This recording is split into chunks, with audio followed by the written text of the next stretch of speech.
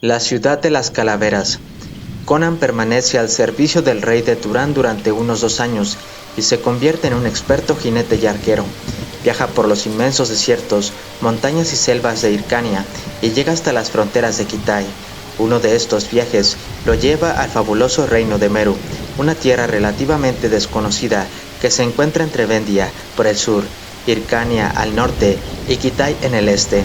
Aullando como lobos, una horda de guerreros achaparrados y de piel oscura atacó a las tropas turanias desde las laderas de los montes Talakmas, donde las colinas se convertían en las vastas y áridas estepas de Hircania.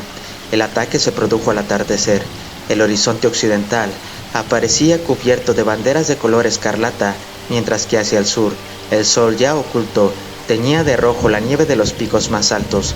Durante 15 días, el destacamento de turanios que hacía de escolta había avanzado por la llanura y, tras vadear las heladas aguas del río Zaporozhka, se aventuró cada vez más en las ilimitadas planicies de Oriente. Luego, sin la menor señal, llegó el ataque. Conan sostuvo el cuerpo del teniente Ormaz cuando éste se desplomó del caballo con una flecha de pluma negra clavada en la garganta. Depositó el cadáver en el suelo y, lanzando una maldición, desenvainó la espada y se unió a sus camaradas para enfrentarse al ataque de la horda vociferante. Durante casi un mes había cabalgado por las polvorientas llanuras hircanias formando parte del destacamento. Hacía tiempo que se sentía hastiado de la monotonía y ahora su espíritu bárbaro anhelaba alguna acción violenta para disipar el tedio. La hoja de su sable chocó con la durada cimitarra del jinete enemigo más próximo, con una fuerza tan aterradora que la espada del otro se quebró cerca de la empuñadura. Enseñando los dientes como un tigre, Conan blandió su espada y de un violento revés atravesó el vientre del pequeño guerrero Patizambo. Aullando como un alma en pena en el ardiente suelo del infierno, su contrincante cayó al suelo tiñendo la nieve de sangre. Conan, montado a su caballo, giró sobre su cintura para detener otra espada con su escudo. Al tiempo que apartaba de un golpe el sable del enemigo, dirigió la punta de su arma directamente al rostro amarillento de ojos rasgados que tenía enfrente, y vio como éste se convertía en una mancha roja de carne destrozada. Ahora los atacantes les llevaban ventaja. Decenas de hombrecillos de tez morena, con fantásticas corazas de cuero pintado con laca, con bordes dorados y brillantes piedras preciosas, los asaltaron con demoníaco frenesí. Los arcos vibraban, las lanzas chasqueaban, y las espadas trazaban remolinos y sonaban con un ruido metálico. Más allá del cerco de los atacantes, Conan vio a su camarada Huma, un negro gigantesco de Kush, que luchaba a pie porque su caballo había caído bajo una flecha al primer embate. El Kushita había perdido su gorro de piel, por lo que quedaba al descubierto el pendiente dorado que colgaba de una de sus orejas y brillaba bajo la luz pálida, pero le quedaba la lanza, con la que ensartó a 3 de los corpulentos atacantes, a quienes hizo caer de sus monturas uno tras otro. Más allá de donde se encontraba Huma, y a la cabeza de la columna de la tropa del rey Yildiz, constituida por sus mejores hombres, el príncipe Ardashir, comandante del destacamento, daba órdenes con voz tronante, sentado encima de su brilloso corcel. Hacía avanzar y retroceder a su caballo para mantenerse entre el enemigo y la litera tirada por caballos en la que iba Sosara, la hija del rey Yildiz. La tropa escoltaba a la princesa, que se dirigía al lugar de boda con Kujula, el gran Khan de los nómadas Kuigar. En el momento en que Conan lo estaba mirando, vio que el príncipe Ardashir se llevó una mano al pecho cubierto de un manto de pieles. Como por arte de magia, una flecha negra parecía haber brotado súbitamente de la joya de su armadura enjollada. El príncipe hizo un gesto para arrancar la flecha y luego, rígido como una estatua, se desplomó del caballo y su casco incrustado de joyas cayó sobre la nieve manchada de sangre. A continuación, Conan estuvo demasiado ocupado para ver lo que sucedía a su alrededor, exceptuando a sus vociferantes enemigos que atacaban dando alaridos. Aunque aún era joven, el cimerio ya medía casi 2 metros de altura, por lo que los morenos atacantes parecían enanos a su lado. Mientras daban vueltas, estrechando el círculo a su alrededor, parecían una manada de sabuesos tratando de abatir a un majestuoso tigre. La batalla continuaba en la ladera de la colina, y los soldados parecían hojas muertas que se arremolinaban por el impulso de una ráfaga otoñal. Los caballos golpeaban el suelo con sus patas, se encabritaban y relinchaban. Los hombres acuchillaban, maldecían y gritaban. Aquí y allá se veía a 2 hombres que se habían bajado de los caballos y continuaban la batalla a pie. Los cadáveres de hombres y caballos yacían en el barro removido y sobre la nieve pisoteada. Conan sintió que un rojo velo de furia le nublaba la vista y blandió su espada curva con energía incontenible. Habría preferido una de esas espadas rectas de Occidente a las que estaba más habituado, pero a pesar de ello, desde los primeros momentos de la batalla, hizo estragos con aquella espada. En su mano rápida como la luz, la brillante hoja de acero dibujaba una reluciente telaraña de muerte a su alrededor. Al menos 9 hombrecillos vestidos de cuero se habían aventurado en ese círculo y habían caído de sus caballos, decapitados o con las entrañas al aire. Mientras luchaba, el fornido cimerio entonaba el salvaje cántico de guerra de su primitiva tribu, pero pronto se dio cuenta de que necesitaba hasta el último aliento, pues la batalla aumentaba en intensidad.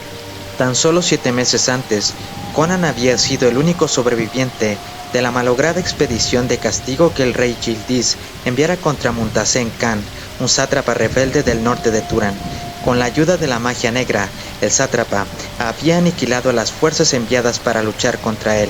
Él creía haber matado a todo el ejército hostil, desde el noble general Bakra de Akif hasta el último de los soldados mercenarios de a pie. Únicamente había sobrevivido el joven bárbaro que consiguió entrar en la ciudad de Yaralet, sojuzgada bajo el yugo del hechicero loco, y volvió la maldición contra Muntasem Khan. Al regresar triunfante de Agrapur, la resplandeciente capital turania, Conan recibió como recompensa un puesto en la Guardia de Honor.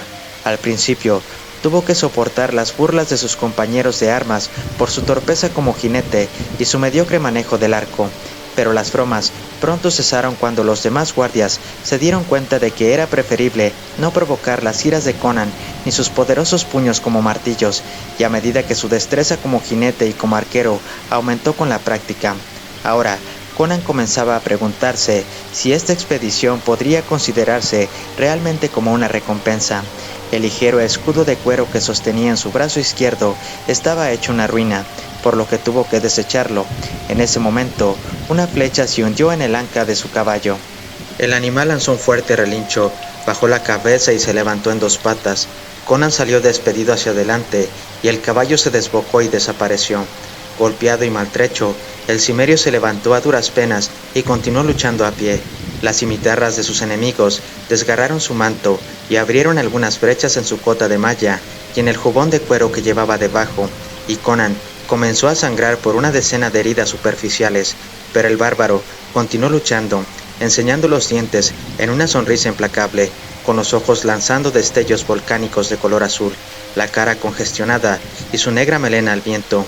Uno a uno fueron cayendo sus compañeros hasta que quedaron solamente él y el gigante negro Huma.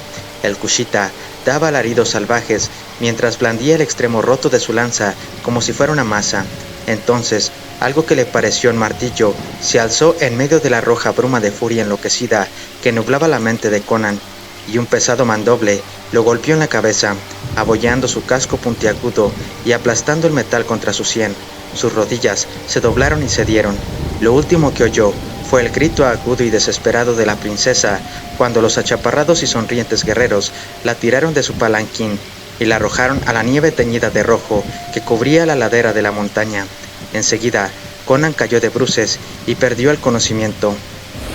1.000.000 de demonios rojos golpeaban la cabeza de Conan con martillos y su cráneo resonaba como si fuera un yunque al rojo vivo.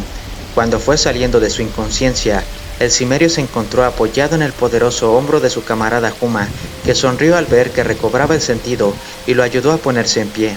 Aunque le dolía terriblemente la cabeza, Conan notó que tenía fuerzas suficientes para mantenerse erguido. Luego, miró desconcertado a su alrededor.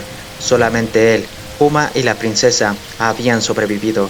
Todos los demás, incluyendo a la doncella de Sosara, muerta por una flecha, se habían convertido en alimento de los feroces lobos grises de la estepa hircania. Se encontraban En la ladera norte de los montes Talagmas, varias leguas al sur del campo de batalla, los rodeaban unos robustos guerreros de tez morena, vestidos de cuero, muchos de ellos cubiertos con vendajes. Conan notó que tenía las muñecas sujetas con grilletes de los que colgaban macizas cadenas de hierro. La princesa, que llevaba pantalones y un abrigo de seda, también estaba esposada, pero sus cadenas y grilletes eran mucho más ligeros y parecían estar hechos de plata maciza. Huma también estaba encadenado, y en él se centraba mayormente la atención de sus captores. Estos se amontonaban alrededor del Kushita, le tocaban la piel y luego se miraban los dedos para ver si se despintaba. Uno incluso humedeció un trozo de tela en la nieve y luego lo frotó en el dorso de la mano de Huma. El Kushita los miraba y sonreía. «Jamás deben de haber visto a un negro», le dijo a Conan. El comandante de las tropas vencedoras dio una orden y sus hombres montaron en sus caballos. La princesa fue devuelta a su litera.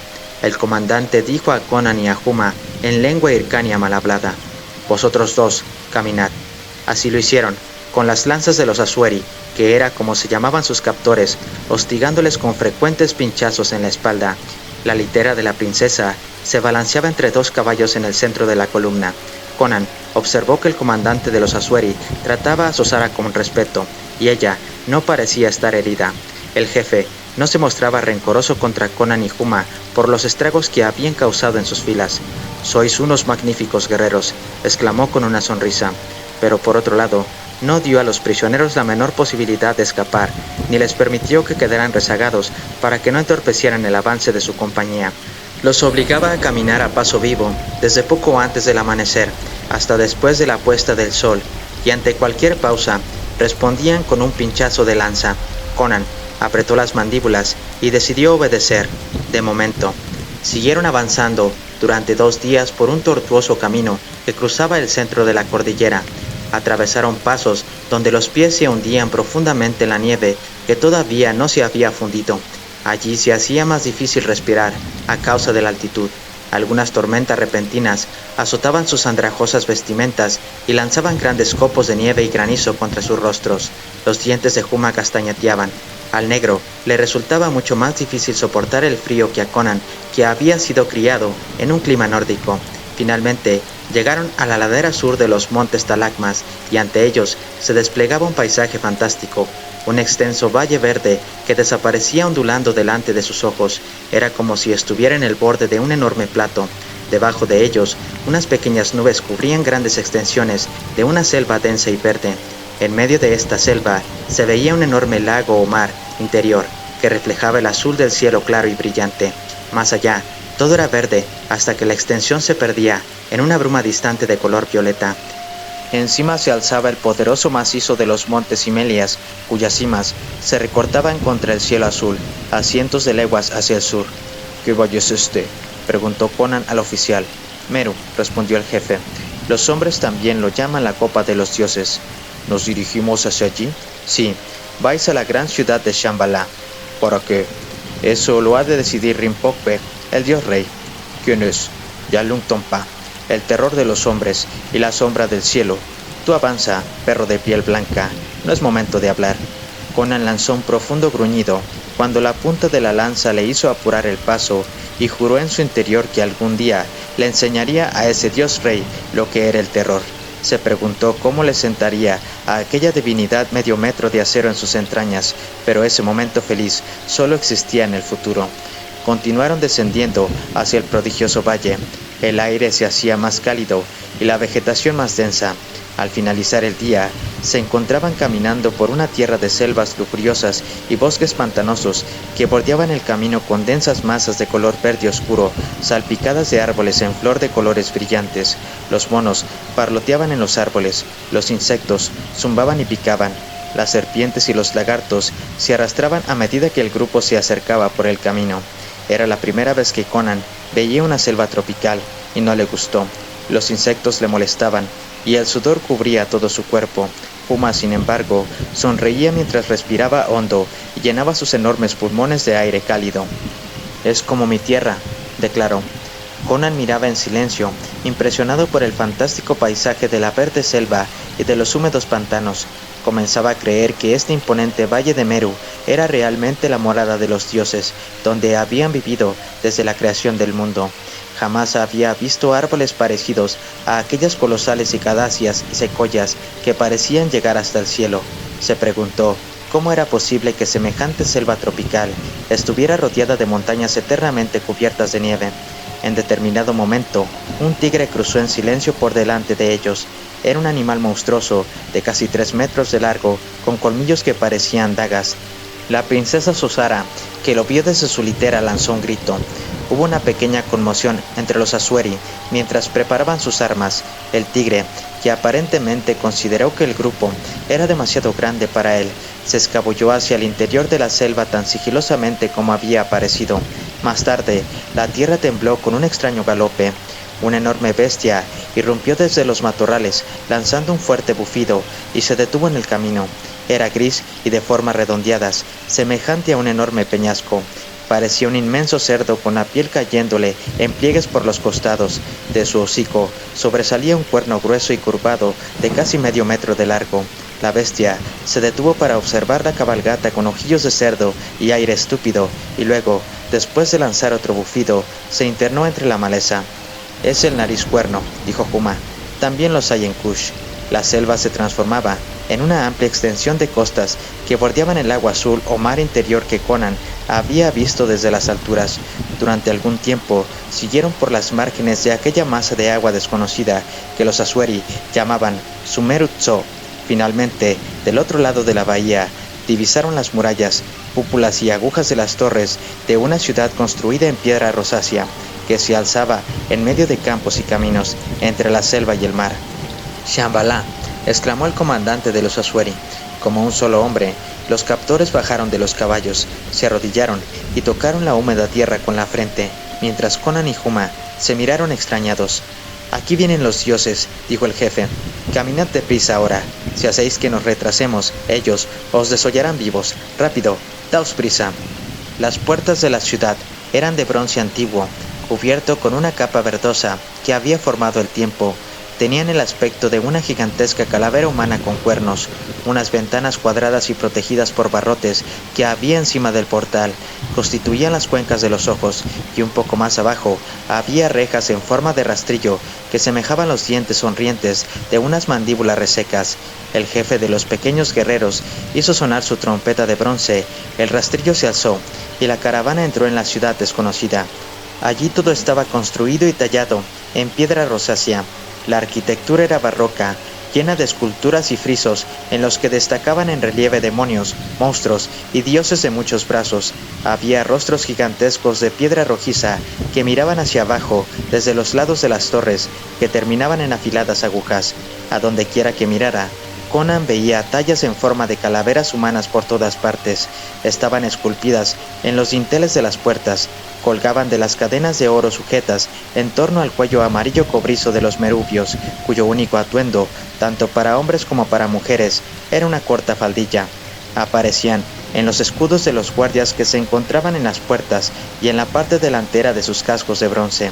El grupo siguió avanzando por las amplias avenidas perfectamente planificadas de aquella fantástica ciudad. Los semidesnudos meruvios les abrían paso lanzando breves miradas curiosas a los 2 fornidos prisioneros y a la litera de caballos en la que viajaba la princesa. Entre la multitud de ciudadanos de pecho desnudo se veía, como sombras de color carmesí, a unos sacerdotes de cabeza rapada y cubiertos de la cabeza a los pies, con amplias túnicas de una diáfana tela roja. Delante de ellos, entre las plantaciones de árboles cubiertos de flores de color escarlata, azul y dorado, se alzaba el palacio del dios rey. Tenía la forma de un cono gigantesco o de una aguja que surgía de una base plana y circular. Construida enteramente en piedra roja, la redondeada pared de la torre ascendía en espiral como un extraño caracol cónico. En cada una de las piedras del parapeto, de forma espiralada, había una calavera humana esculpida. El palacio daba la impresión de ser una gigantesca torre construida con cabezas de muertos. Susara apenas pudo reprimir un estremecimiento al contemplar estos siniestros ornamentos, y hasta Conan apretó los dientes con gesto hosco. Entraron por otra puerta en forma de calavera y de allí fueron pasando por macizas paredes de piedra y por enormes habitaciones hasta llegar al salón del trono del dios rey. Los Asueri, manchados y sucios del polvo del camino, iban detrás, en tanto que una pareja de guardias dorados, armados con alabardas ornadas, cogieron a cada uno de los prisioneros del brazo y los condujeron hasta el trono. El trono se hallaba sobre un estrado de mármol negro y estaba hecho de una enorme pieza de jade pálido, esculpido con tallas, formando sartas y cadenas de calaveras entrelazadas, creando diseños fantásticos. Sobre este sillón macabro de color verde pálido, estaba sentado el monarca semidivino que había hecho llevar a los prisioneros a aquel mundo desconocido. A pesar de la seriedad de la situación, Conan no pudo reprimir una sonrisa, porque el Rinpoche Yalung Tongpa era un hombre bajo y gordito, patizambo, que sentado apenas llegaba al suelo. Su enorme vientre estaba cubierto por un fajín de tela dorada, lleno de piedras preciosas.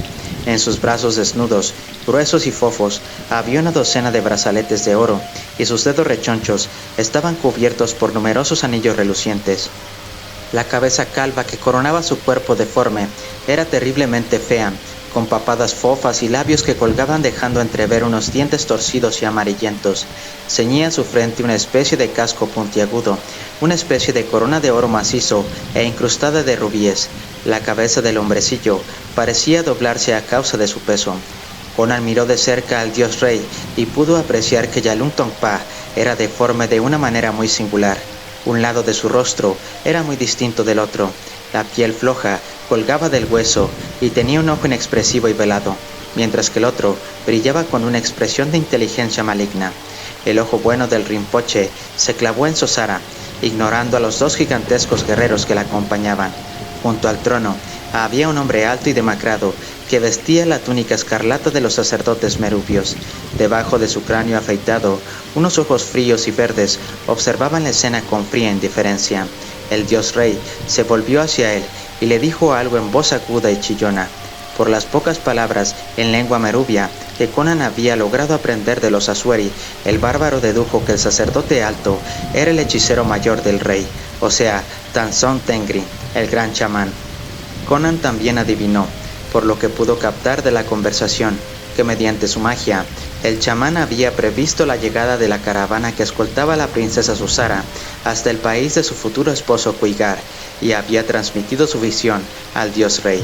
Dominado por una vulgar y humana lujuria al ver a la esbelta muchacha Turania, Yalung Tongpa había enviado a la tropa de jinetes Asueri para que la trajeran a su harén. Eso era todo lo que Conan deseaba saber. Durante 7 días, desde el momento de la captura, lo habían empujado, molestado y hostigado. Había caminado sin parar y, después de mucho aguantar, estaba a punto de estallar. Los dos guardias que lo flanqueaban miraban hacia el trono con profundo respeto, con los ojos bajos, y prestaban toda su atención al Rinpoche, que, en cualquier momento, podía dar una orden. Conan movió un poco las cadenas que rozaban sus muñecas. Eran demasiado gruesas para romperlas por la fuerza. Ya lo había intentado en los primeros días de su cautiverio y había fracasado. Entonces acercó ambas muñecas sin hacer ruido, de modo que las cadenas colgasen hacia abajo, formando una especie de lazo de medio metro. Luego giró y movió súbitamente los brazos hacia arriba por encima de la cabeza del guardia que tenía a su izquierda. Los eslabones de la cadena, actuando a modo de látigo, dieron al guardia en pleno rostro y lo enviaron trastabillando hacia atrás, sangrando por la nariz rota. Ante el primer movimiento violento de Conan, el otro guardia se volvió hacia él y bajó la punta de su alabarda en posición de alerta, pero Conan la inmovilizó con la cadena y de un tirón lo dejó desarmado. Con otro golpe de la cadena, hizo retroceder a un tercer guardia, que se apretaba la boca por la que escupía sangre y dientes rotos. Los pies de Conan estaban encadenados demasiado juntos para permitirle dar un paso normal, pero saltó desde el suelo hacia el estrado con los pies juntos como un sapo. En 2 de estos grotescos brincos, Conan se encontró encima del estrado y apretó con sus manos el grueso cuello del pequeño dios rey sentado encima del montón de cráneos. El Rinpoche lo miró con el ojo bueno desorbitado por el terror, y su cara se puso azul debido a la presión de los dedos de Conan sobre su tráquea. Algunos guardias y cortesanos corrieron de un lado a otro, gritando de pánico, y otros se quedaron paralizados de espanto al ver que aquel gigantesco extranjero osaba poner sus violentas manos encima de la divinidad. Un solo movimiento hacia mí y liquido a este sapo gordo, dijo Conan con un gruñido. El gran chamán era el único que no había dado muestras de pánico ni de sorpresa cuando el harapiento muchacho atacó como un remolino de furia. Hablando en perfecto hircáneo, preguntó: ¿Qué deseas, bárbaro? Libertad a la muchacha y al negro. Entregadnos caballos y abandonaremos vuestro maldito valle para siempre. Si os negáis o tratáis de engañarnos, dejaré a vuestro pequeño rey reducido a una pulpa. El chamán asintió con la cabeza que parecía una calavera. Sus ojos verdes eran fríos como el hielo y su cara parecía una máscara de piel estirada de color azafrán. Con gesto imperioso, alzó su tallada vara de ébano. Libertad a la princesa Susara y al cautivo de piel negra, ordenó con absoluta serenidad. Los siervos pálidos y temerosos se apresuraron a cumplir la orden. Huma lanzó un gruñido de satisfacción frotándose las muñecas. A su lado, la princesa temblaba. Conan empujó el flácido cuerpo del rey delante de él y se dispuso a bajar del estrado. «Conan», gritó Huma, «cuidado».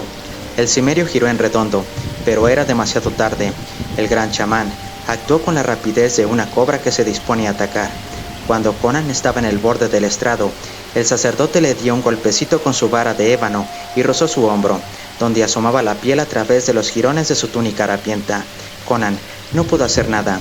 Un profundo sopor le inundó el cuerpo, como el veneno de una víbora. Se le nubló la mente. Su cabeza cayó apoyada sobre el pecho y se desplomó.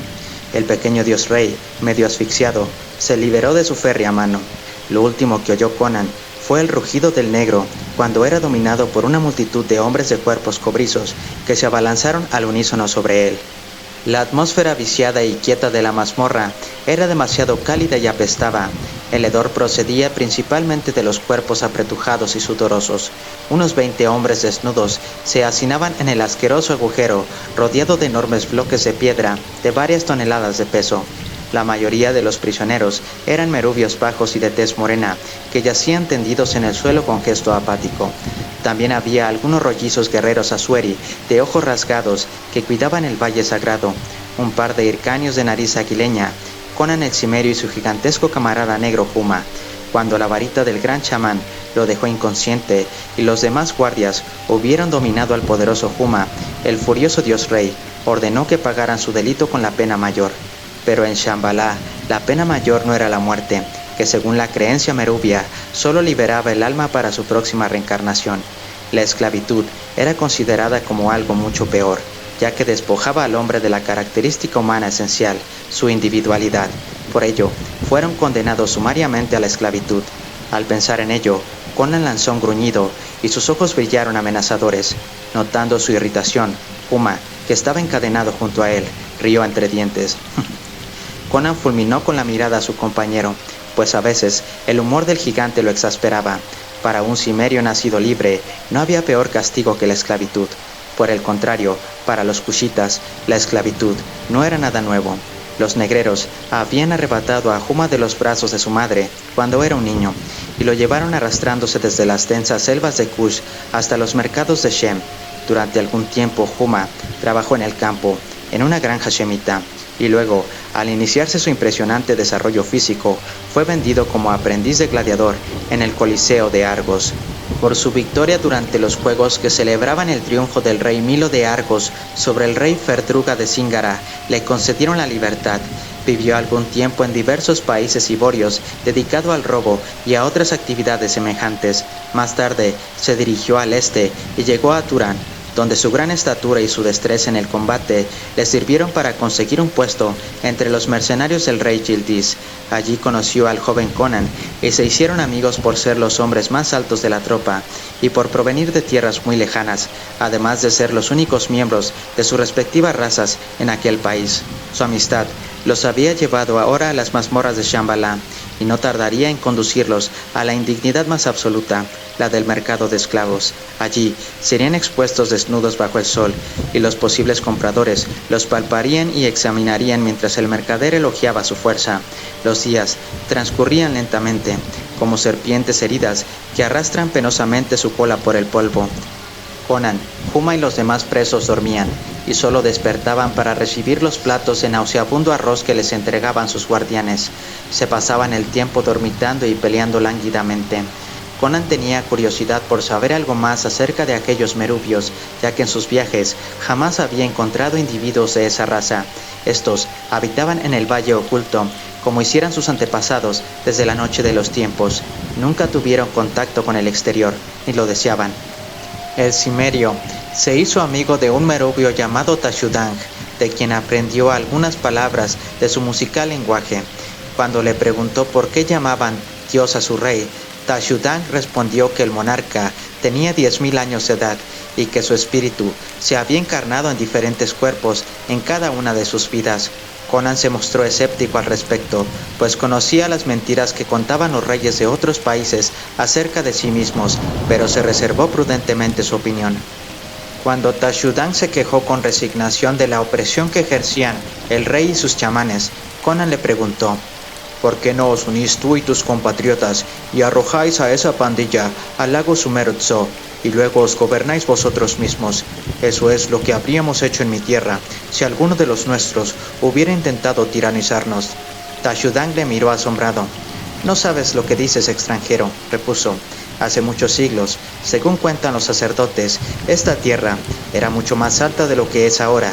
Se extendía desde la cima de los montes Himelias hasta las de los montes Talagmas, como una altiplanicie ilimitada, cubierta de nieve y azotada por vientos gélidos. Lo llamaban el techo del mundo.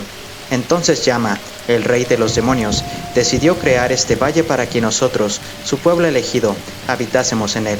Mediante un poderoso hechizo, hizo que se hundiera la tierra. El suelo se estremeció bajo el fragor de miles de truenos, la roca fundida surgió de las entrañas de la tierra, se hundieron las montañas y se incendiaron los bosques. Cuando todo hubo concluido, el valle se encontraba entre las colinas como ahora. Puesto que ya eran tierras bajas, el clima se volvió cálido y crecieron plantas y se criaron animales de tierras templadas. Luego Yama creó a los primeros merubios y los colocó en el valle para que vivieran siempre en él, y convirtió a los chamanes en jefes y guías espirituales de nuestro pueblo. En ocasiones, los chamanes olvidan sus deberes y nos tiranizan, como vulgares hombres codiciosos, pero seguimos obedeciendo la orden de Yama de respetar a los sacerdotes. Si no lo hiciéramos, el hechizo de Yama desaparecería, y esta tierra volvería a las alturas, a las cumbres de las montañas, y se convertiría en una estepa helada. Así pues, aunque nos opriman, nunca osaremos rebelarnos contra los chamanes. Bueno, dijo Conan, si ese pequeño y asqueroso sapo es la idea que vosotros tenéis de lo que es un dios... Oh, no, exclamó Tashudang, con los ojos desorbitados por el miedo. Eso no, él es solo el hijo del gran dios Yama, y cuando conjura a su padre, el dios viene. Tashudang escondió su rostro entre las manos, y Conan no pudo sacarle más palabras ese día. Los merubios eran una raza extraña, tenían una lasitud de espíritu, un fatalismo apático que les hacía agachar la cabeza ante todo lo que ocurría como si estuviera predestinado por sus crueles y misteriosos dioses. Creían que cualquier resistencia ante el destino sería castigada, si no enseguida, en la próxima reencarnación. No era fácil obtener información de ellos, pero el cimerio siguió preguntándoles incansablemente. En primer lugar, eso le ayudaba a pasar los días interminables y por otro lado, no pensaba permanecer esclavo durante mucho tiempo, por lo que toda información que pudiera obtener acerca del oculto reino y de sus habitantes sería de gran valor cuando él y Huma intentaran volver a la vida libre. Por último, Conan sabía lo importante que era dominar un poco la lengua local. Aunque no era estudioso por naturaleza, el bárbaro aprendía a hablar con los extranjeros con facilidad. Ya se expresaba con cierta soltura en algunas de las principales lenguas y sabía leer y escribir en varias de ellas. Finalmente, llegó el día fatídico en que los capataces, vestidos de cuero negro, se acercaron a los esclavos a grandes zancadas y los hicieron salir de la mazmorra a latigazos.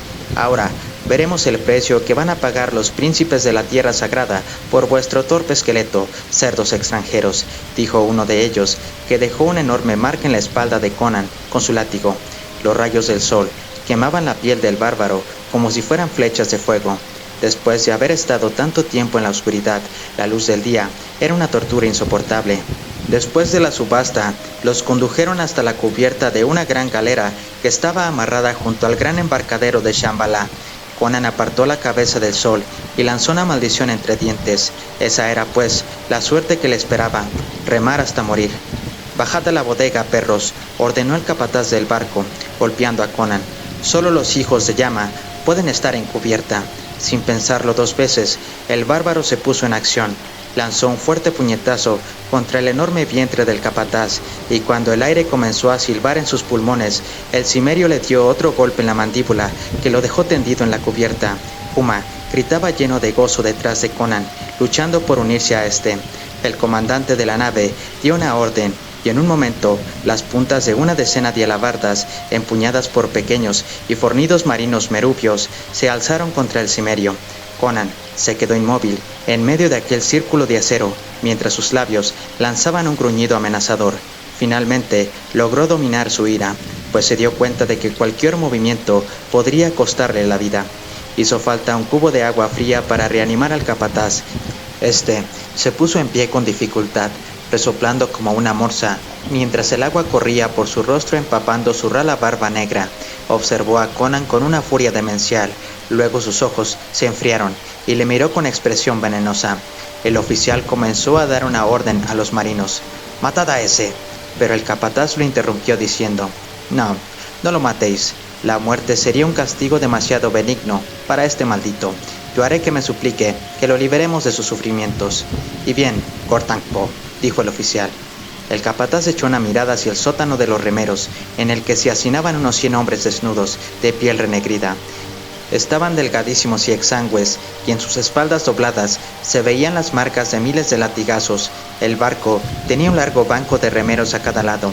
Algunos iban encadenados de 2 en 2 a los remos, y otros de a 3, según su corpulencia y sus fuerzas.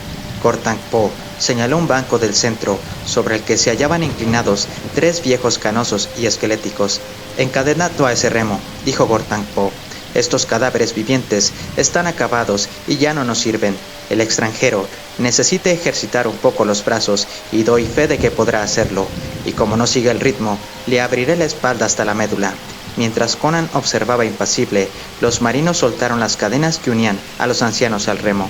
Los 3 gritaron aterrados cuando fueron arrojados por la borda. Cayeron al agua ruidosamente y se hundieron sin dejar ni rastro, salvo las burbujas que ascendían a la superficie. Conan fue encadenado a ese remo y tendría que remar por los 3. Mientras lo sujetaban al sucio banco, el capataz le miró con gesto hosco y dijo: «Vamos a ver cómo manejas el remo, muchacho. Tendrás que remar y remar hasta que se te rompa la espalda, y después un poco más, y cada vez que aflojes, te recordaré cuál es tu tarea de este modo». El capataz alzó el brazo, desenrolló el látigo y después golpeó al cimerio, cortando el aire con un silbido. El dolor era semejante al de un hierro al rojo vivo sobre la carne, pero Conan no movió ni un músculo, como si no sintiera nada. Tal era su férrea voluntad. Gortangpo lanzó un gruñido y el látigo volvió a chasquear. Esta vez, una de las comisuras de la boca del bárbaro se estremeció, pero él siguió mirando fijamente hacia el vacío. Luego hubo un tercer latigazo y un cuarto. La frente de Conan estaba cubierta de sudor, que resbalaba hasta sus ojos, y su espalda sangraba, pero no emitió ni un solo quejido. «Ánimo», le susurró Huma por detrás. Entonces se oyó una orden desde el puente. El capitán quería zarpar. El capataz abandonó a regañadientes su propósito de destrozar a latigazos la espalda del bárbaro. Los marinos desamarraron las cuerdas que sujetaban el barco al muelle. A popa de los bancos de remeros, pero a la misma altura y a la sombra de la pasarela que se hallaba encima de los esclavos, se encontraba un merubio desnudo, sentado detrás de un gran timbal. Cuando la nave se hubo alejado del muelle, el merubio alzó un mazo de madera y comenzó a golpear en el timbal. A cada golpe, los condenados se inclinaban sobre el remo, luego se ponían de pie, enderezaban la espalda y se dejaban caer hacia atrás de modo que su propio peso los echara nuevamente sobre los bancos. Después, se volvían a agachar y repetían la operación.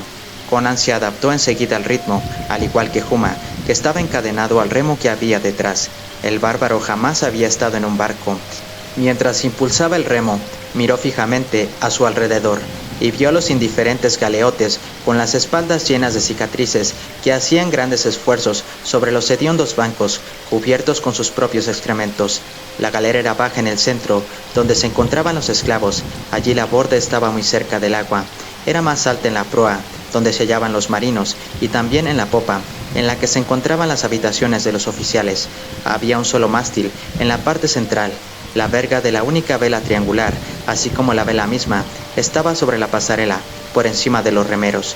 Cuando el barco se hubo alejado del puerto, los marinos desataron la vela y la izaron tirando de las trizas mientras entonaban una canción de mar.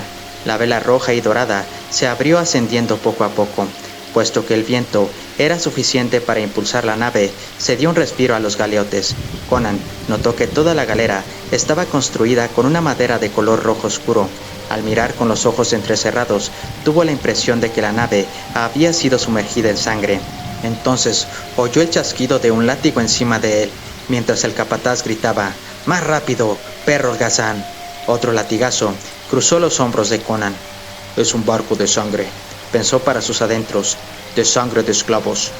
Durante 7 días, Conan y Juma sudaron sobre los enormes remos de la galera roja, que hacían avanzar la nave por las costas del mar interior de Sumerutso, fondeando por la noche en cada una de las 7 ciudades sagradas de Meru: Shondakor, Dogara, Ausakya, Isedon, Paliana, Troana y finalmente, después de haber dado una vuelta completa al mar, nuevamente a Shambhala.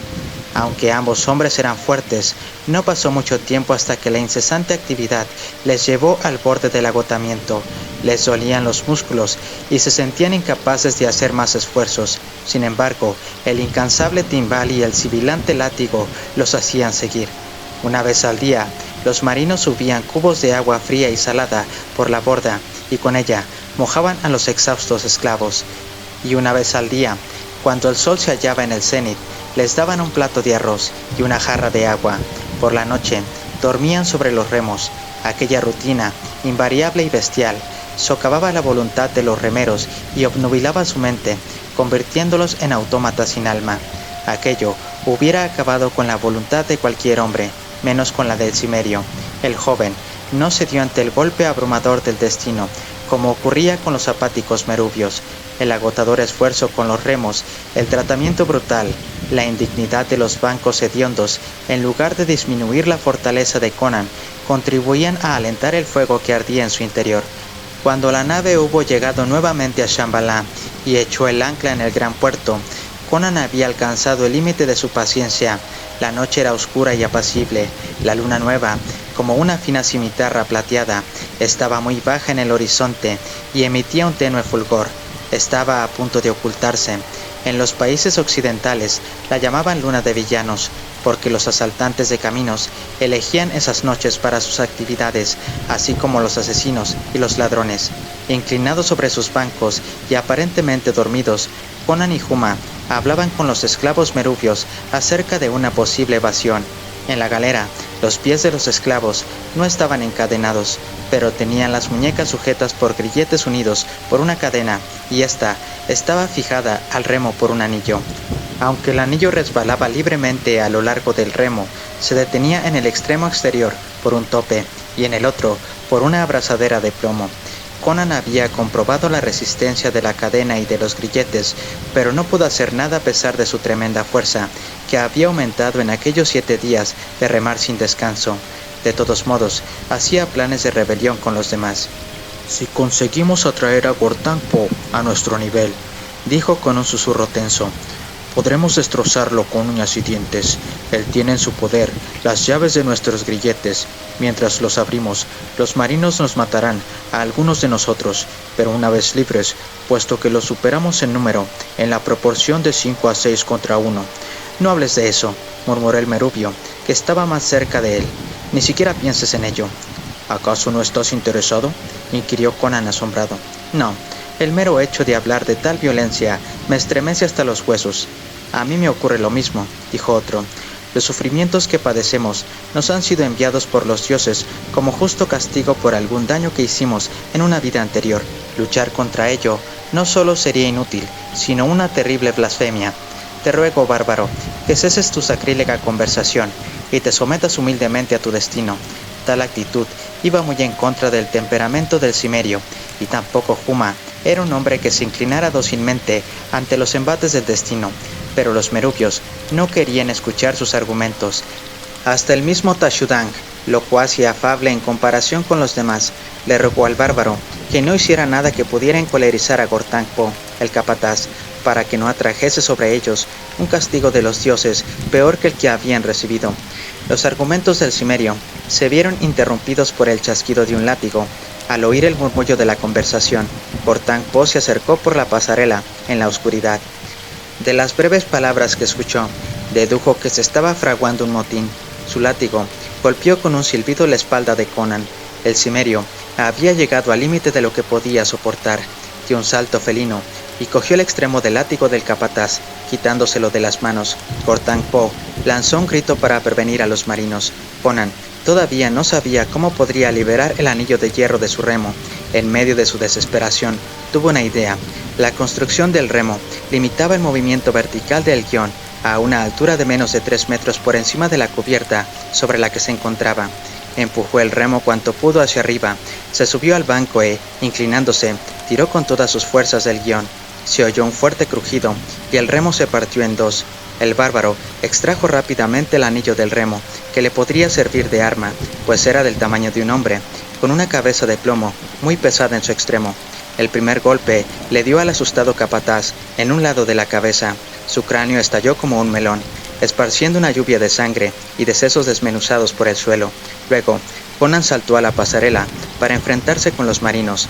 Más abajo, en sus bancos, los cobrizos merubios se acurrucaban rezando en voz baja quejumbrosas plegarias a sus dioses malignos. Solo Huma imitó al cimerio, rompió el remo y liberó el anillo. Los marinos también eran merubios, lánguidos y fatalistas como los demás. Jamás se habían tenido que enfrentar a un motín de los galeotes, no creían que eso fuera posible, y contaban mucho menos aún con tener que hacer frente a un joven y fornido gigante armado con una enorme masa. A pesar de ello, acudieron con bastante valentía, si bien el tamaño de la pasarela no les permitía acercarse a Conan más que de 2 en 2. Conan alzó nuevamente su arma aterradora, y del primer golpe salió despedido un marino contra los bancos con el brazo roto. El segundo lanzó a otro a un rincón con el cráneo deshecho. Alguien acercó una alabarda amenazadora al pecho del bárbaro, y éste hizo saltar el arma de las manos de quien la sostenía, y con el siguiente mazazo lanzó a 2 soldados a la vez fuera de la pasarela. El de la alabarda tenía las costillas rotas, y el otro cayó empujado por su propio compañero. En ese momento subió Huma. El torso negro y desnudo del Kushita relucía como ébano brillante bajo la tenue luz. Agitaba el remo contra los merubios como si fuera un alfanje. Los marinos, incapaces de contener a aquel par de gigantes, echaron a correr para ponerse a salvo en el puente de popa, donde los oficiales, que se habían despertado con el alboroto, daban órdenes en medio del desconcierto general. El cimerio se inclinó sobre el cadáver de Gortangpo y buscó las llaves. Extrajo rápidamente la que servía para todos los grilletes y abrió el suyo, haciendo enseguida lo mismo con el de Huma. Entonces se oyó el silbido de una flecha, que fue a clavarse en un mástil por encima de la cabeza de Conan. Los 2 gigantes decidieron no proseguir aquella lucha. Bajaron de la pasarela, cruzaron entre las filas de galeotes y, saltando sobre la borda, desaparecieron en las oscuras aguas del puerto de Shambhala. Los marinos lanzaron algunas flechas más sobre ellos, pero a la tenue luz de la luna, los arqueros no podían hacer otra cosa que disparar al azar. Los 2 hombres desnudos salieron empapados del agua y miraron cautelosamente a su alrededor en la semioscuridad. Tenían la sensación de haber nadado durante horas y esperaban encontrar la forma de entrar en la ciudad de Shambhala sin ser vistos. Finalmente, hallaron la salida de una de las alcantarillas de la antigua ciudad de piedra. Huma aún llevaba consigo un trozo de remo que había usado para luchar contra los marinos del barco. Conan, sin embargo, había dejado el suyo allí. De cuando en cuando entraban a la cloaca unos rayos de luz de la calle a través de una rejilla que había encima de ellos. Pero la luz era tan tenue que después de dar unos pasos penetraron en una zona de oscuridad total. Así pues, los 2 amigos avanzaron por las asquerosas aguas buscando una salida. A su paso, las enormes ratas chillaban y salían huyendo a toda velocidad. Podían ver sus ojos relucientes en la oscuridad. Uno de estos inmensos roedores mordió a Conan en el tobillo, pero este cogió al animal, lo aplastó con sus manos y lanzó su cuerpo destrozado encima de las ratas más precavidas. Estas lanzaron un chillido e inmediatamente comenzaron a pelearse por la presa mientras Conan y Huma seguían avanzando rápidamente por los sinuosos túneles. Fue Huma quien encontró el pasadizo secreto. Deslizando una mano por la pared, abrió accidentalmente una aldaba y lanzó un bufido de sorpresa cuando una de las piedras cedió bajo la presión de su mano. Aunque ninguno de los dos sabía hacia dónde conducía el pasadizo, se adentraron en él, porque daba la impresión de que desembocaba en una de las calles que se hallaban encima de ellos. Finalmente, después de subir durante un breve lapso, llegaron a otra puerta. Anduvieron a tientas en la más absoluta oscuridad, hasta que Conan encontró un cerrojo que abrió. La puerta se dio con un chirrido de goznes herrumbrosos y los dos fugitivos salieron a la calle y se quedaron estupefactos. Se encontraban en un balcón adornado con estatuas de dioses o demonios de un enorme templo octogonal. Las paredes de la habitación principal se curvaban por encima del balcón, formando una cúpula de 8 lados. Conan recordó haber visto una cúpula semejante en alguno de los edificios más pequeños de la ciudad, pero nunca averiguó lo que había en ella. Abajo, en uno de los lados del suelo octogonal, había una estatua impresionante, apoyada sobre una peana de mármol negro, frente a un altar que se encontraba en el centro exacto de la habitación. La estatua dominaba toda la estancia. Tenía unos 10 metros de alto y sus lados estaban a nivel del balcón en el que se encontraban Conan y Huma. Era un ídolo gigante de una piedra verde que parecía jade, aunque nadie había visto jamás un bloque tan enorme de jade. Tenía 6 brazos y sus ojos eran rubíes inmensos. Frente a la estatua había un trono de calaveras, como el que Conan había visto en el salón del palacio a su llegada a Shambhala, pero más bajo. En el trono estaba sentado el pequeño dios rey de Meru. Al mirar sucesivamente la cara del ídolo y la del gobernante, Conan creyó ver cierta horrorosa similitud. Un escalofrío le recorrió el cuerpo y se le erizaron los pelos de la nuca ante la posibilidad de que detrás de esta semejanza hubiera secretos cósmicos inimaginables. El Rinpoche estaba realizando un ritual. Los chamanes vestidos con túnicas de color escarlata estaban arrodillados en fila alrededor del trono y del altar, cantando plegarias antiguas y formulando hechizos. Detrás de ellos, contra las paredes de la habitación, había varias filas de merubios sentados con las piernas cruzadas sobre el suelo de mármol. Por las joyas que llevaban y por su indumentaria lujosa aunque escasa, daba la impresión de que eran los oficiales y nobles del reino. Encima de sus cabezas y alrededor del balcón había unas 100 antorchas encendidas colocadas sobre soportes que había en las paredes. En el altar había 4 candeleros de pie con lámparas de aceite de vacilantes llamas doradas. Sobre el altar, entre el trono y la imponente estatua, se veía el cuerpo blanco, desnudo y esbelto de una joven sujeta al altar por finas cadenas de oro. Era Sosara. Conan lanzó un gruñido en voz baja. Sus ardientes ojos llamearon con un fuego azul cuando vio las odiosas figuras del rey Yalung Tongpa y de su gran chamán, el sacerdote hechicero Tansong Tengri. ¿Los atacamos?, preguntó Huma con un susurro, enseñando sus blancos dientes en la semioscuridad. El cimerio lanzó un gruñido. Era el festival de la luna nueva, y el dios rey se estaba casando con la hija del rey de Turan en el altar, ante la estatua de múltiples brazos del gran perro de la muerte y el horror, llama el rey demonio. La ceremonia se realizaba según los antiguos ritos establecidos en los textos sagrados del libro del dios de la muerte. El divino monarca de Meru estaba recostado en su trono de calaveras, esperando plácidamente la consumación pública de sus esponsales con la esbelta muchacha turania de largas piernas, mientras los chamanes, vestidos con túnicas de color escarlata, recitaban en voz baja las antiguas plegarias. En ese momento hubo una interrupción. 2 gigantes desnudos cayeron al suelo del templo desde algún lugar misterioso. Uno parecía una figura heroica de bronce que había cobrado vida, y el otro era una enorme amenaza negra, cuyo cuerpo poderoso parecía esculpido en ébano. Los chamanes se quedaron paralizados en mitad de su cántico cuando vieron aparecer a estos 2 diablos dando alaridos. Conan cogió uno de los candeleros y lo arrojó sobre los chamanes. Estos lanzaron gritos de pánico y de dolor cuando vieron que las lámparas se rompían y el llameante aceite incendiaba sus diáfanas túnicas, convirtiendo a los sacerdotes en antorchas vivientes. Hicieron lo mismo con los otros 3 candeleros, creando la confusión y quemando todo lo que encontraban. Huma saltó hacia el estrado en el que se encontraba el rey, que miraba la escena con una mezcla de temor y asombro.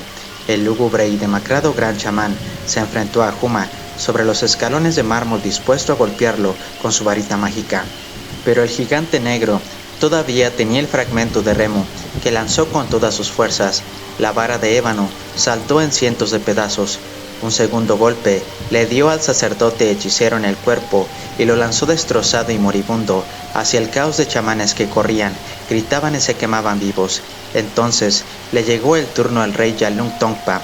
Huma se abalanzó con una sonrisa implacable por la escalera y se dirigió hacia el dios rey, que estaba encogido de miedo. Pero Yalung Tongpa ya no se hallaba en el trono, sino que estaba arrodillado frente a la estatua, cantando una plegaria con los brazos levantados. Conan llegó al altar al mismo tiempo y se inclinó sobre el cuerpo desnudo y tembloroso de la aterrorizada muchacha. Las ligeras cadenas de oro eran suficientemente fuertes para sujetarla, pero no bastante resistentes para la fuerza de Conan.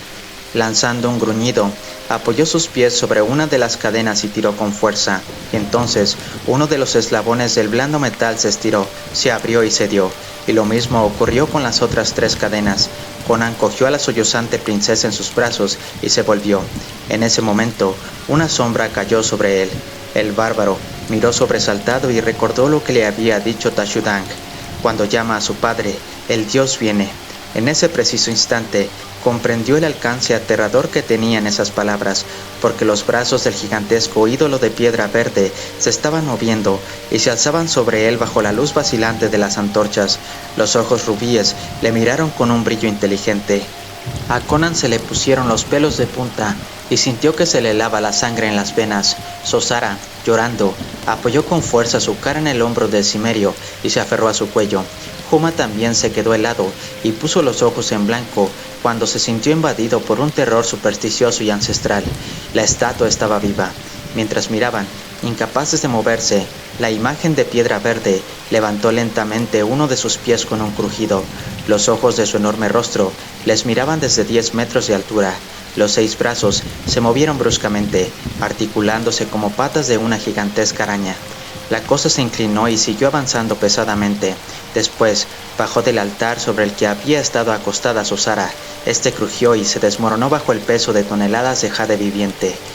«Por Crom», dijo Conan casi sin aliento, «hasta las piedras están vivas y caminan en este lugar de locos».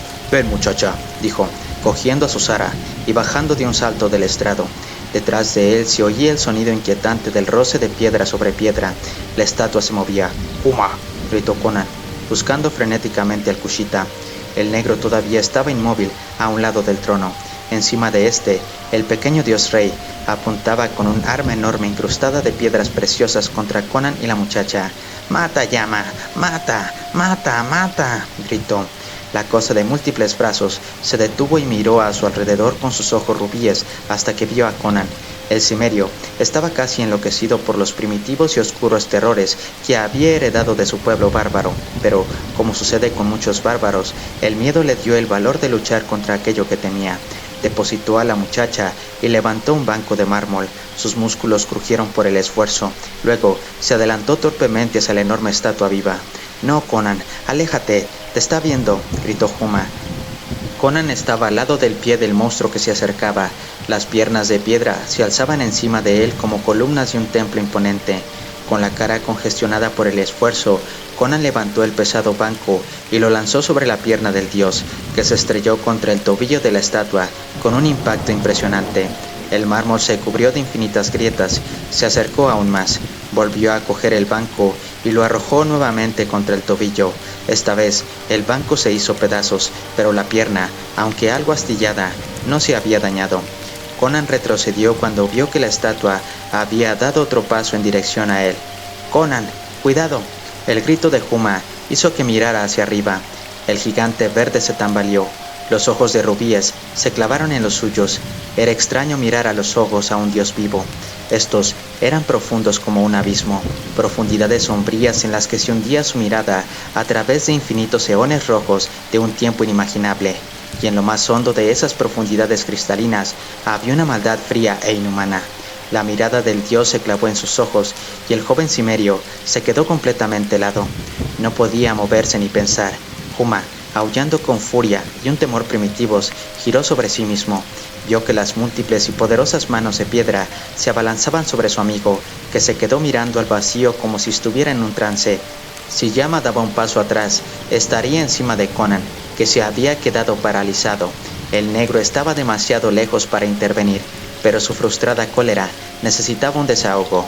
Sin pensarlo, levantó al dios rey, que gritó y pataleó en vano, y lo lanzó hacia su padre infernal. Yalung Tongpa dio una vuelta en el aire y cayó con un ruido sordo sobre el suelo decorado con mosaicos delante de los pies del ídolo que avanzaba pesadamente.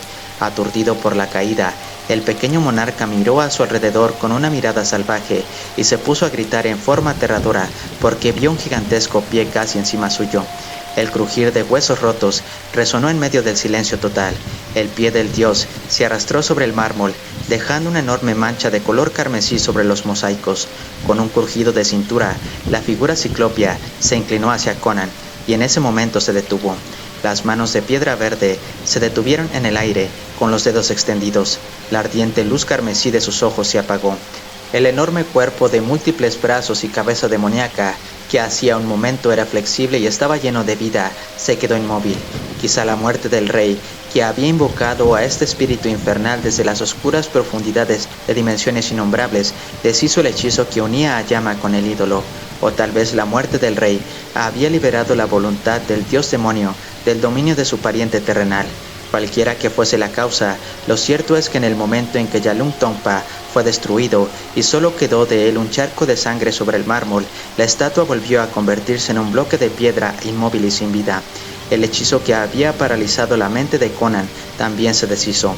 El muchacho inerme sacudió la cabeza para despejar la mente y miró a su alrededor. Lo primero que vio fue a la princesa Sosara, que cayó en sus brazos llorando histéricamente. Cuando sus brazos bronceados rodearon el cuerpo delicado de la joven y sintió la suavidad de su cabello negro y sedoso contra su cuello, se encendió un fuego nuevo en sus ojos y rió lleno de gozo. Huma vino corriendo desde el otro extremo del templo. «Conan, nuestros enemigos han muerto y los demás han huido. Debe de haber algunos caballos en las cuadras que hay detrás del templo. Es nuestra oportunidad de abandonar este maldito lugar».